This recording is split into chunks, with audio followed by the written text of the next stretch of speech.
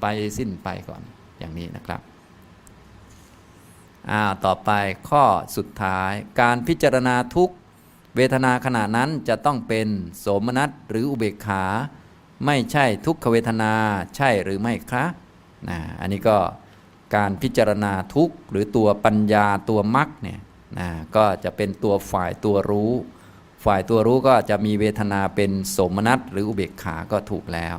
ส่วนตัวถูกรู้ตัวที่เรานำมาเป็นเรื่องในการพิจารณาจะเป็นอะไรก็ได้ส่วนตัวฝ่ายรู้นี่ฝ่ายตัวรู้ฝ่ายตัวมรรคเนี่ยฝ่ายตัวเจริญมรรคเนี่ยก็จะเป็นฝ่ายดีงามฝ่ายกุศลมีปัญญาเข้ามาประกอบ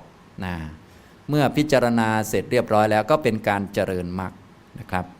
การเจริญมรรคแต่ยังไม่ใช่มรรคนะการเจริญมรรคหรือตัวปัญญาพิจารณาอันนี้เวลาพิจารณา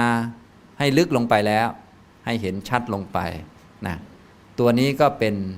ทุกขสัจเช่นเดียวกันวิปัสสนาญาณต่างๆความรู้ต่างๆก็เป็นทุกขสัจอย่างนี้พอเข้าใจไหมครับ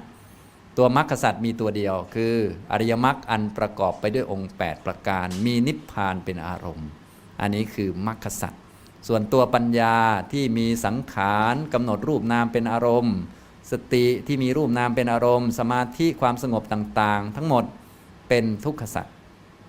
เป็นสิ่งที่เกิดดับเป็นของไม่เที่ยงไม่อยู่ตลอดกาลอย่างนี้เป็นของน่าเบื่อหน่ายสมาธิเนี่ยเป็นของน่าเบื่อทำไมน่าเบื่อก็เพราะถ้าเราไม่เบื่อสมาธิเราก็จะต้องมานั่งสมาธิอยู่เรื่อยๆพอเข้าใจไหมวิปัสสนาน่าเบื่อไหมครับต้องเห็นว่าน่าเบื่อเพราะไม่เห็นว่าวิปัสสนาน่าเบื่อเราก็ต้องมาวิปัสสนาอีกชาติหน้าไปเรื่อยๆฉะนั้นวิปัสสนาเรียบร้อยก็ต้องกำหนดวิปัสสนาว่า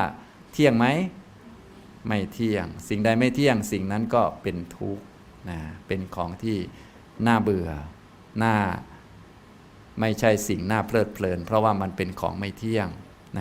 ถ้าเราติดใจในสมาธิติดใจในญาณในปัญญาชาติหน้าเราก็ต้องมาได้ญาณอีก